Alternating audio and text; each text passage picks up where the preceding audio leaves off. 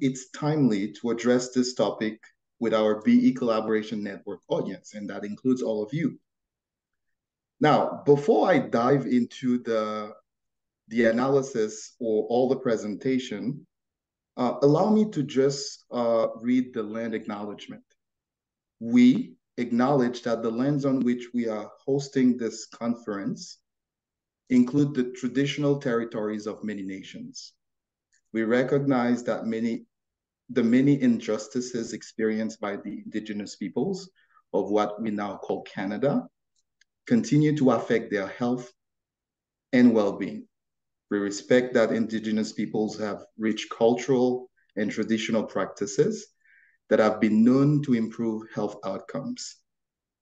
By the way, I'm joining from the beautiful province of Ontario, and I've noticed that we have excellent attendance from other provinces and territories, and I want to express my appreciation for that. Thank you for that. If you're joining us for the first time, just a little bit of information about BE Collaboration Network. InfoWay's BE Collaboration Network links together jurisdictional leaders and evaluators and researchers to share best practices, results, and other insights. And this is what we are going to be doing today. We're going to be sharing some results and insights on digital health evaluation. So the presentation deck will be posted on our website. Keep an eye out for that. And if you have questions, you can email us at evaluation@infoway-inforoute.ca. Moving on to the agenda, we have an exciting lineup. First of all, my name is Waldo Bosejo, and I serve as a senior analyst at Canada Health InfoWay. You may be familiar with me.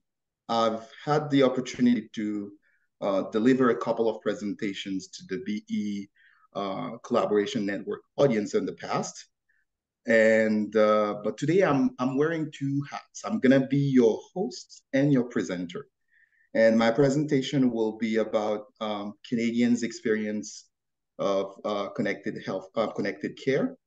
And I am joined by Laura Douglas. She's a senior analyst from CIHI or CIHI, and she will be my co-presenter. Laura, could you introduce yourself?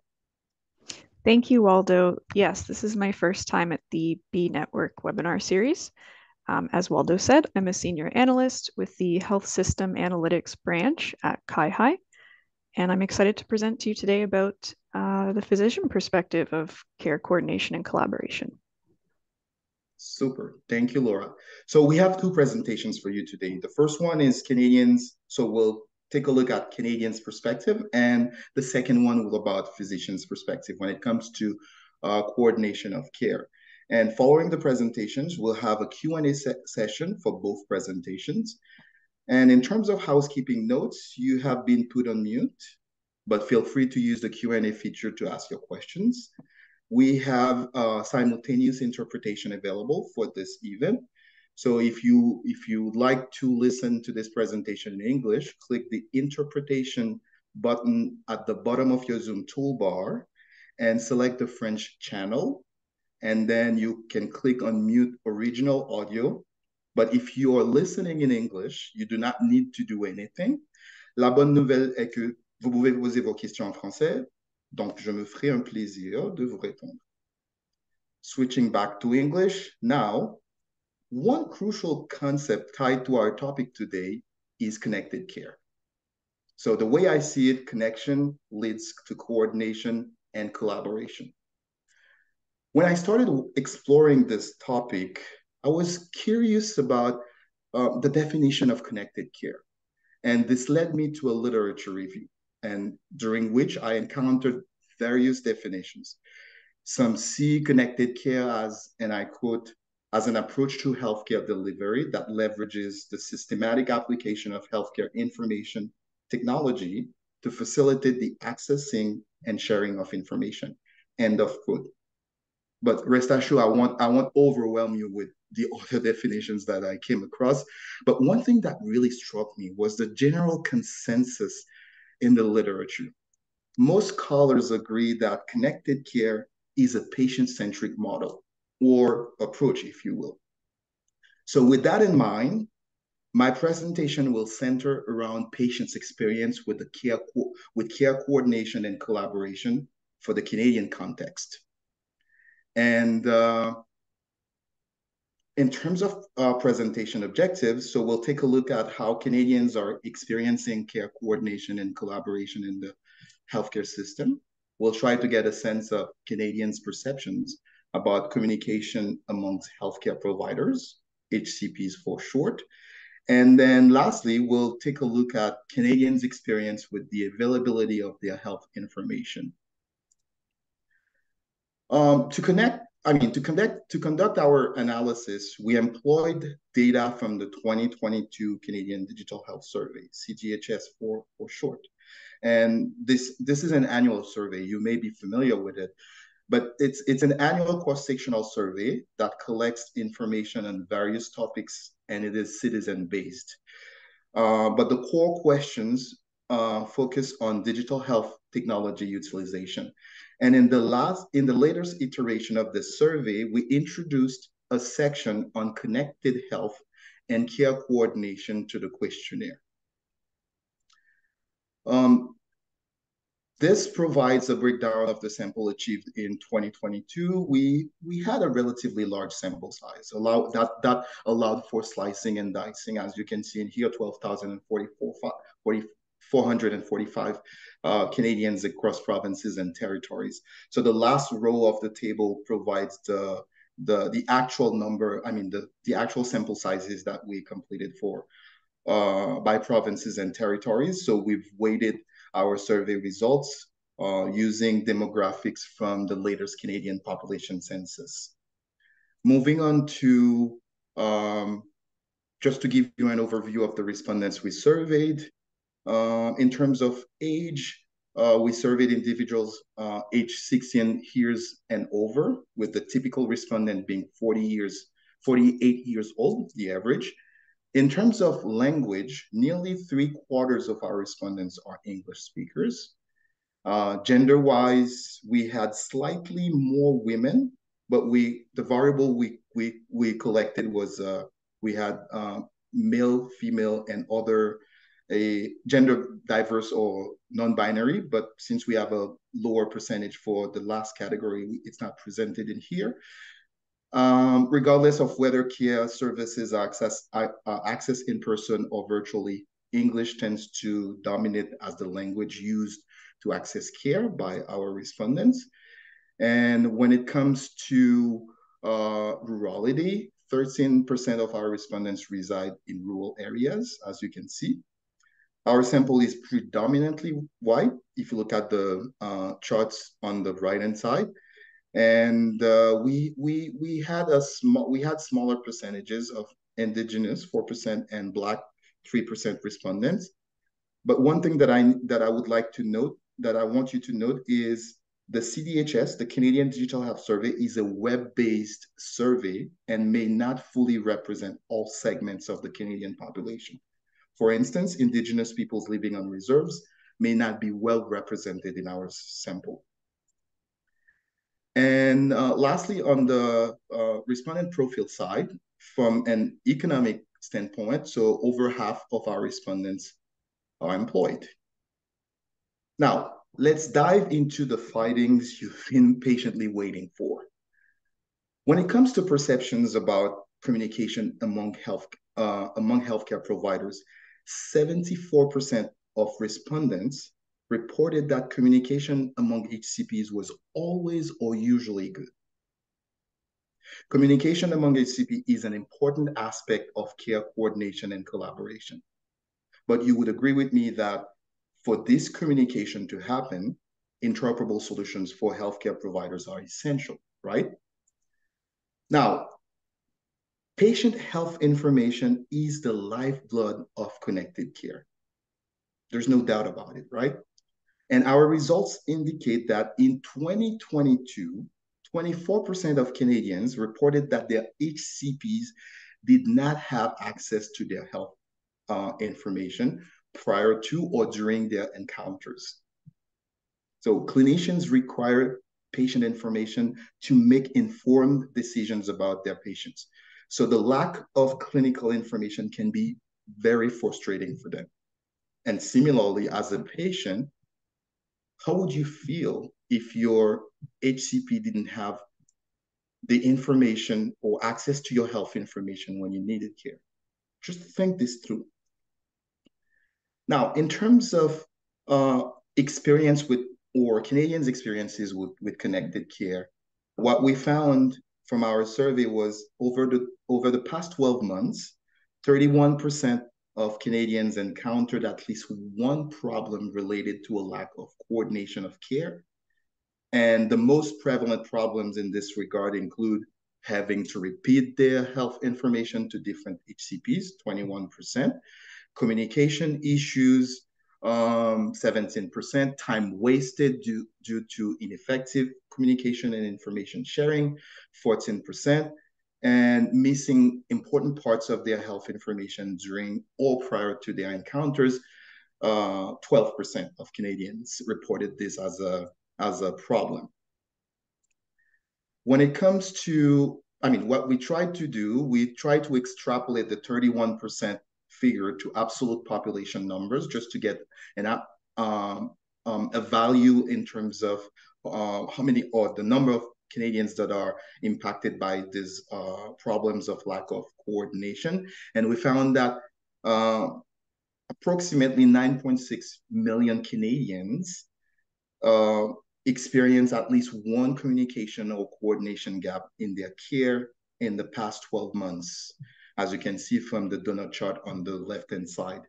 And on the right-hand side, we have the breakdown of experiences by types of health users. As you can see, high health encounters, they are the most likely to experience at least one of the gaps that we mentioned earlier, with 47%, followed by those with a chronic condition, 38%, and you've seen the national average, 31%. Now, as I mentioned earlier, coordination and collaboration center around the patient. However, the care ecosystem involves primary care providers and other stakeholders, right? So I'll pass it on to Laura to provide primary care physician perspective on care coordination and collaboration. So Laura, over to you. The floor is yours. Thank you, Waldo.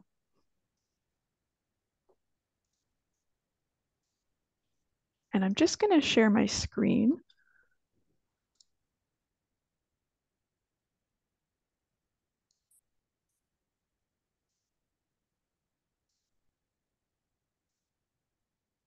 Okay, thank you, Waldo, for that great presentation.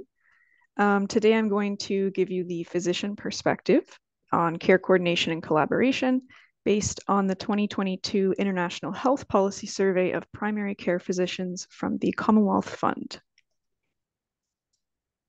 So before I begin, I would just like to acknowledge that today we meet virtually from across Canada, and CIHI would therefore like to recognize all of the territories that we collectively occupy, whether ceded by treaty or not ceded. And today, I am presenting to you on land, which is on the traditional territories of the Wendat, the Anishinaabeg Nation, the Haudenosaunee Confederacy, and the treaty lands and territory of the Mississaugas of the Credit, and recognize that this land is now the home of many diverse First Nations, Inuit, and Métis peoples. So the Commonwealth Fund Survey is unique because it operates on a triennial cycle. It cycles through 3 different population groups each year, including older adults, primary care physicians, and the general population.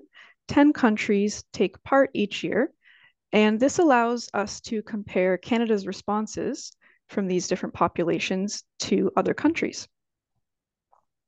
And the Commonwealth Fund is a nonprofit that's based in the United States that advocates for equitable and quality healthcare. So in 2022, this version of the survey was conducted via mail and web. Data was collected between February and September of 2022. Canada's response rate this year was around 23%. And the final Canadian sample size was 1,459 doctors who participated in the survey. This is quite a bit lower than in previous years, but we found that the distribution of basic characteristics of respondents was similar to previous cycles of this survey. And I would like to note that due to the smaller Canadian sample size, we don't have any provincial or territorial breakdowns or analyses available this year. And finally, to ensure representativeness, weighting was applied by age, gender, and province. So in terms of a demographic overview of the Canadian sample, we found that the sample was pretty much evenly split by gender and geographic location. We saw an expected distribution of age groups, and the majority of physicians reported that they worked in a group practice setting. And throughout the results today, I'm going to use this color-coded legend to interpret how Canada performed on an outcome relative to the other countries.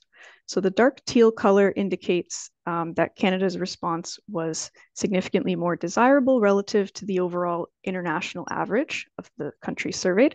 And the orange color indicates an area where maybe we'd like to see room for improvement in the future. So the key findings today will be split between two different topics: how physicians use information technology to coordinate care for their patients, and physician experiences coordinating care with specific types of providers. So in 2022, we saw an increase in the number of Canadian primary care physicians that use digital technology to monitor their patients' health. There is an increased proportion of primary care practices that offer patients options to communicate with their practice electronically. And we also saw an increase in primary care practices that communicate electronically with other practices, although the proportions were lower among Canadian doctors than in other countries. We also saw that two-way communication between primary care physicians and specialists remains an ongoing challenge, both in Canada and in other countries surveyed, and that Canadian physicians in particular report challenges in coordinating care with social service providers. So the first topic is on how doctors use information technology to monitor their patients and coordinate their care. In 2022, 93% of Canadian primary care physicians reported that they use electronic medical records, or EMRs, in their practice. And this represents a significant increase from when this survey was conducted in both 2015 and 2019. And the number of Canadian physicians that use EMRs is now around the same as the international average. We also saw a significant increase in the number of Canadian physicians that use remote monitoring or connected medical devices to monitor their patients who have chronic conditions. There was a 20% increase from 2019 to the year 2022. And as you can see from the graph on the left, use of these devices was significantly more common in Canada than in the other countries surveyed. We also saw increases across the board in the number of Canadian primary care physicians that reported they can offer options for their patients to communicate with them electronically. In particular, more and more Canadian physicians are allowing their patients to schedule their doctor's appointments online, allowing patients to view their test results online, and making it an option for patients to request their own prescription renewals online. But as you can see from the orange color on all three of these graphs, the number of Canadian doctors that offer these electronic communication options is significantly less than it is in the other countries surveyed. So that's an area where hope maybe more doctors might want to do that in the future. I do want to highlight, though, there were some significant increases in some types of electronic communication with patients.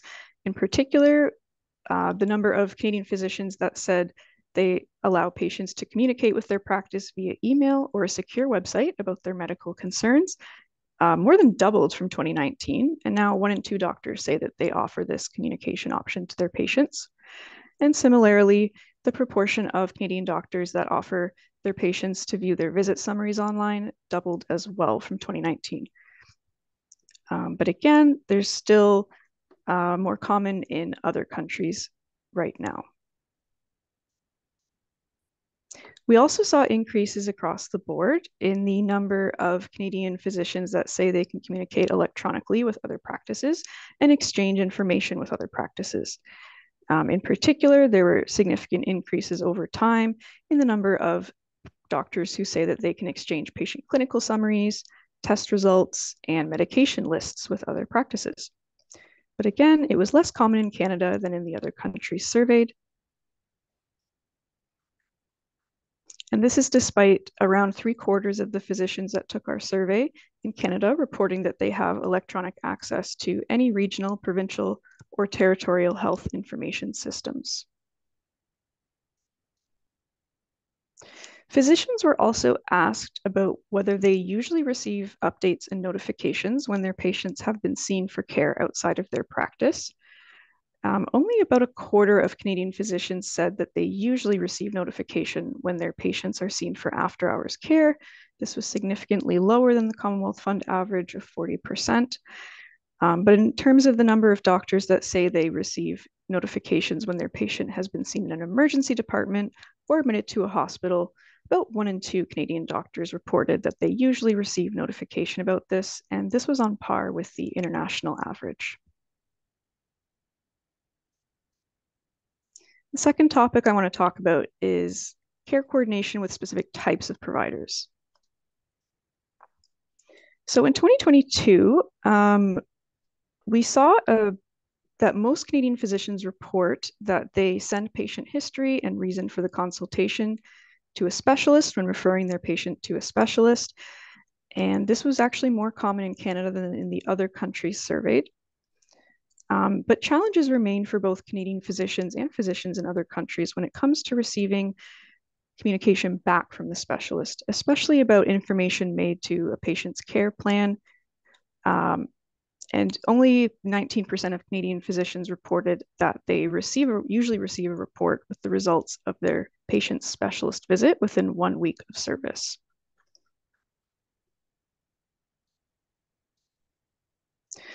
We also found that Canadian primary care physicians frequently screen patients for social needs more or as often as their international peers, particularly for needs like financial security or domestic violence.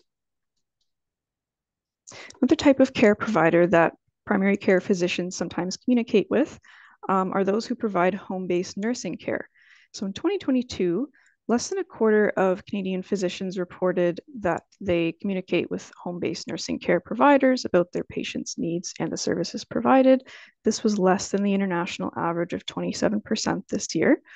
But in turn, about 1 in 3 Canadian doctors said that they are advised by the home-based nursing care providers when there are relevant changes in their patient's condition or health status. And this was about the same as the number of doctors reported in the other countries surveyed. And finally, I'd like to talk about challenges that physicians reported experiencing when trying to coordinate with social service providers.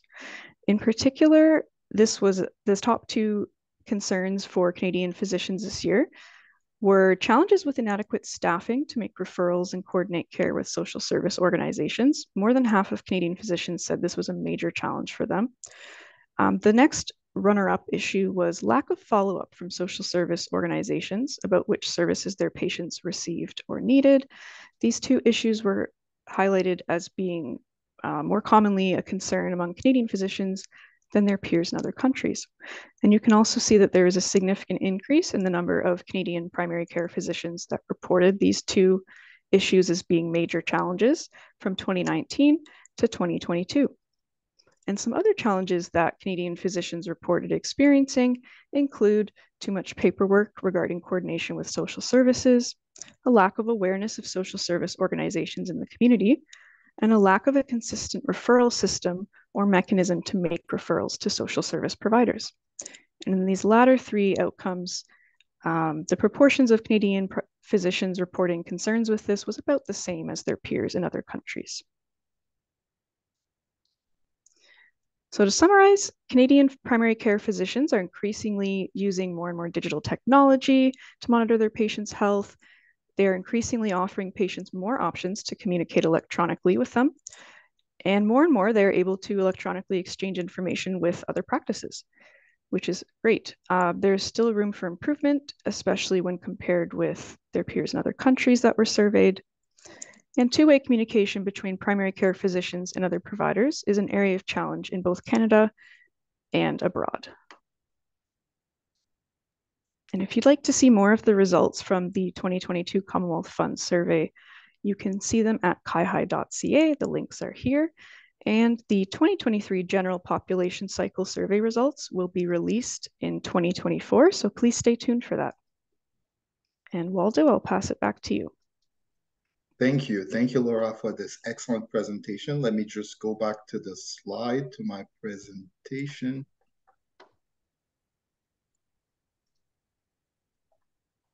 Okay, I wanted to put this in front of you just as a, so we have the InfoWays 23 partnership conference that will take place in Vancouver in November 14 and 15. So registration is now open. You can use this QR code to register. And then that's all we've got for you. Now we're gonna switch to the Q&A. I think we have a couple of questions. The first question that we have, let me try to read it out. Just stop sharing. We have one question. Is there an estimated reason for the lower sample size this year? I don't know whether this refers to the Commonwealth Survey or for the Canadian Digital Health Survey. For the Canadian Digital Health Survey, we increased our sample size a bit. So we surveyed more people than we surveyed in 2021. So I don't know for you, Laura, if you have any answer. Yeah, that's a great question. So the main reason that we think the sample size might have decreased is due to the timing of the survey being during the COVID-19 pandemic, when many primary care physicians' resources were stretched thin, probably fewer physicians having time to do a survey. But I also want to note that these challenges with achieving sample size in the last year was seen in multiple countries in the survey and not just Canada. Thank you for the question.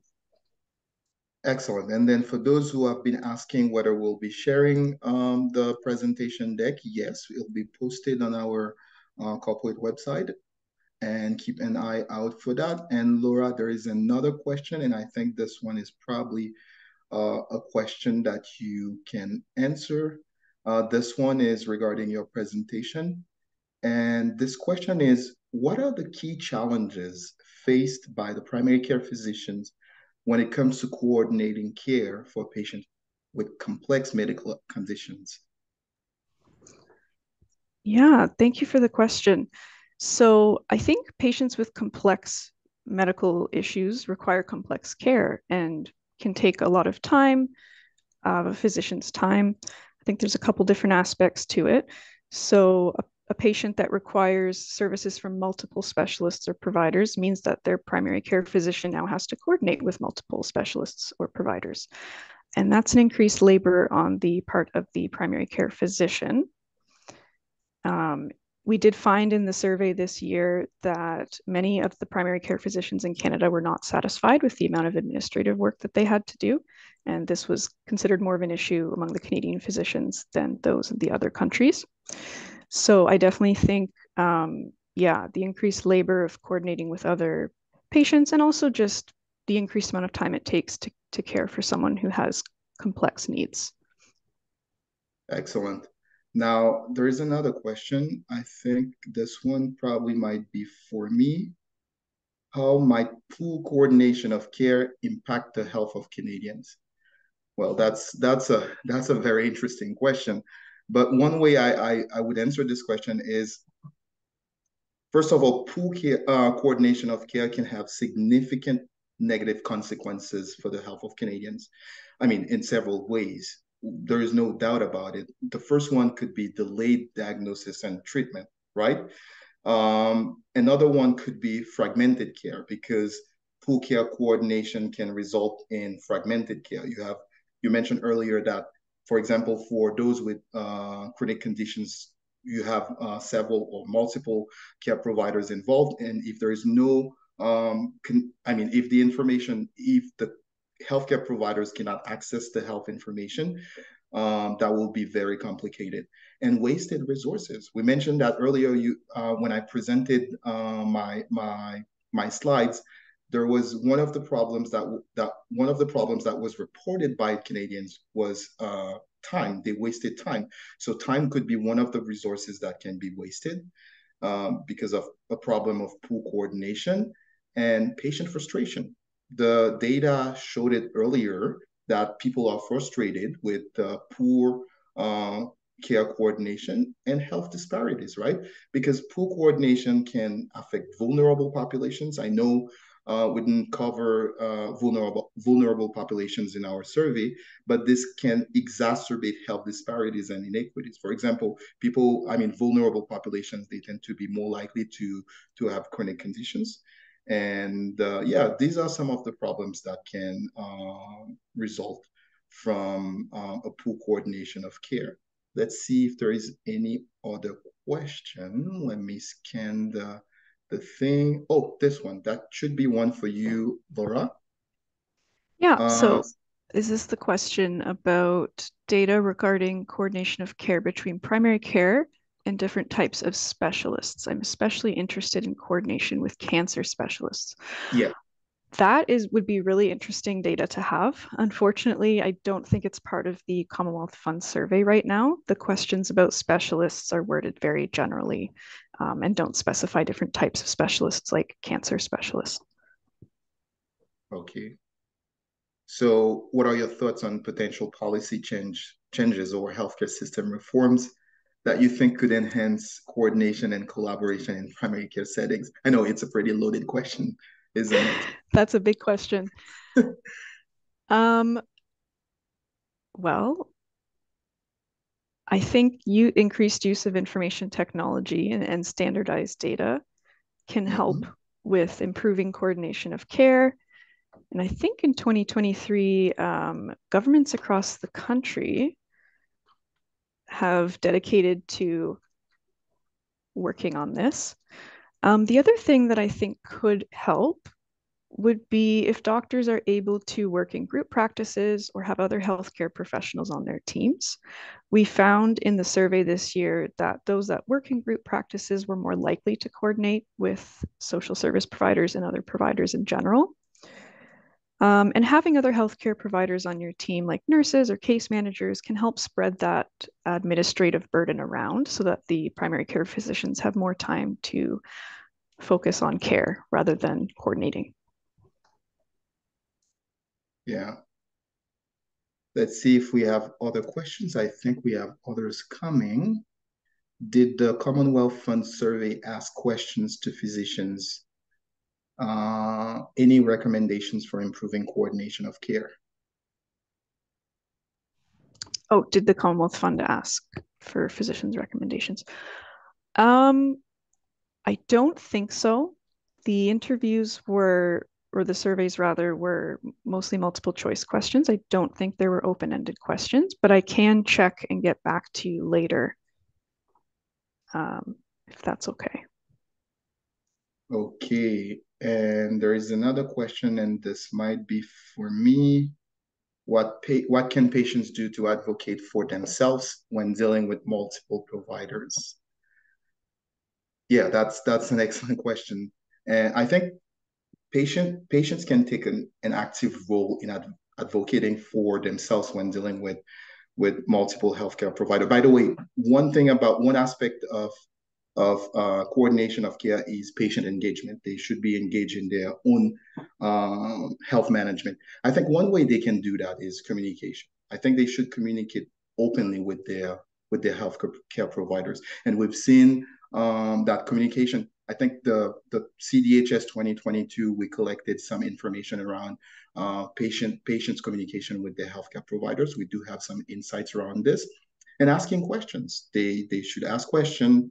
They should utilize technology, like take advantage of digital tools like patient portals to access their information. By the way, our 2022 Canadian Digital Health Survey suggests that 36% of Canadians have access to their personal health information.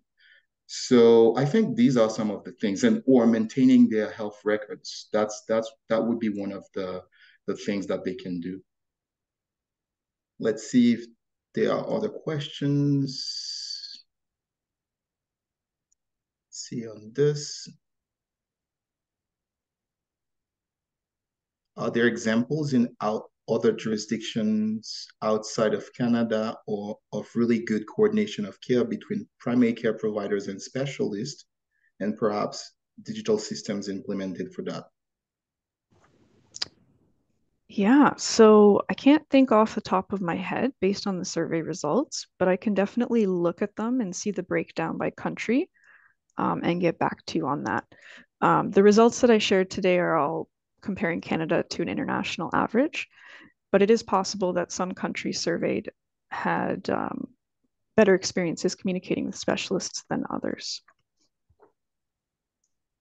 And we've presented primary care physicians' perspective and patient perspective. But how do primary care physicians should involve patients in their care coordination?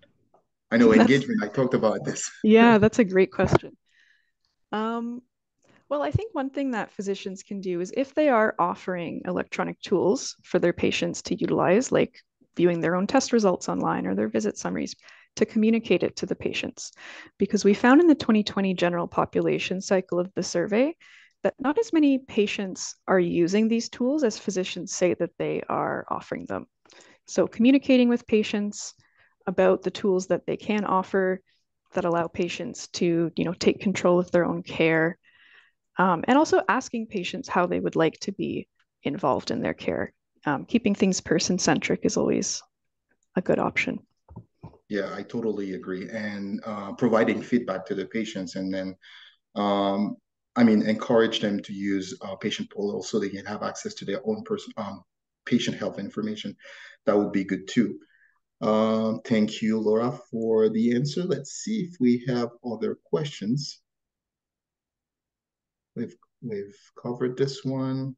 Let's see, coming from this guy. Does any of the data presented today provide insight on coordination of care with mental health care providers? For the Canadian Digital Health Survey, we asked a general question. We didn't distinguish between whether it was for mental health or not, but this is something that we can look into in subsequent iterations of the survey. I don't know for you, Laura. Yeah, same here. I think the wording on specialists in our survey was more general, but I can definitely have a closer look at the survey to see if there's any questions that I'm missing on mental health. Yeah, but for mental health, we did collect information around access to mental health services by Canadians from the 2022 Canadian Digital Health Survey. So if you are interested in getting access or in taking a look at this data, so you can go on our website. We also have Insights, which is our analytics hub where you can find some of the results and you can slice and dice. Yeah, I would definitely recommend if you're interested in the mental health data, just go to Insights and you'll find more information.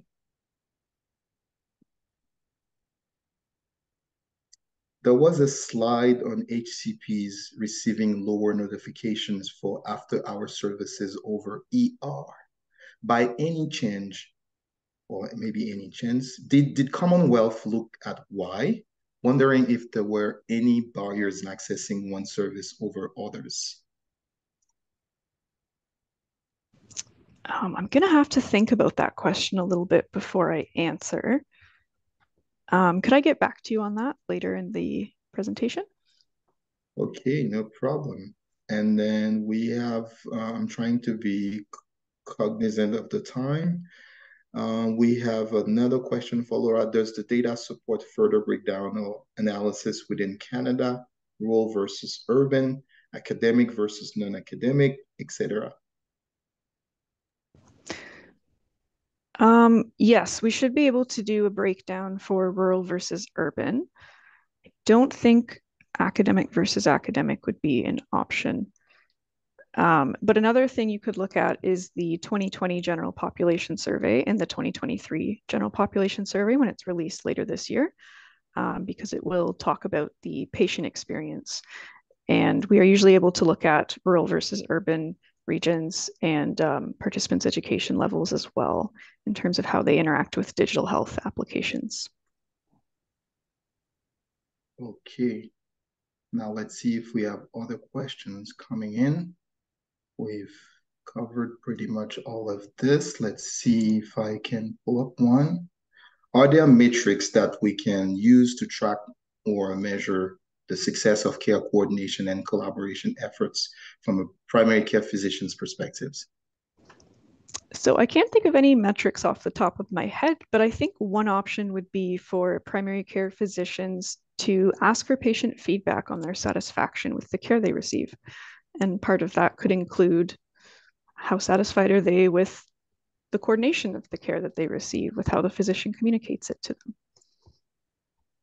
Yeah, that's an excellent answer. Yeah, and I think from the patient's perspective, it could be, I mean, this some of the indicators that we collect from the Canadian Digital Health Survey pertain to experiences with poor coordination of care.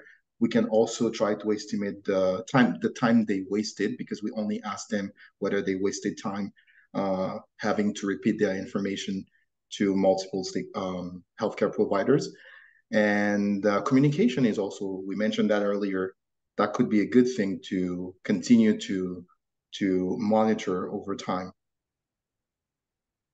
Now, we have only 3 minutes left.